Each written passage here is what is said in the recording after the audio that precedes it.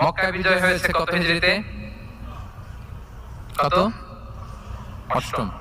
অষ্টম হিজরিতে যখন মক্কা বিজয় হলো, তখন রাসূল সাল্লাল্লাহু আলাইহি ওয়াসাল্লাম আমাদের আয়েশার সাথে গল্প করছিলেন আর বলছিলেন, আয়েশা, লাউলা হাদাসাতু আহদি কওমিকা বিল কুফরি লানাকাতুল কাবাতা ওয়ালা জাআলতুহা আলা আসাসি ইব্রাহিম। আয়েশা, তোমার এই মক্কাবাসী, তোমার এলাকার লোকজন যদি একটা কেওয়াস সৃষ্টি না করতো, তাহলে কাবার যে আসল শেপ, আমি ওই আসল শেপে এটাকে ফেরত নিতাম। কিন্তু নিতে গেলে এখন একটা ঝামেলা বাঁধবে, এজন্য নিব না। ব্যাপারটা হচ্ছে, আমরা এখন যে কাবাটাকে দেখি, এটা হচ্ছে স্কয়ার আকৃতির। স্কয়ার মানে কি? বর্গাকৃতি, তাই তো? বর্তমান কাবা কোন আকৃতির বলেন তো?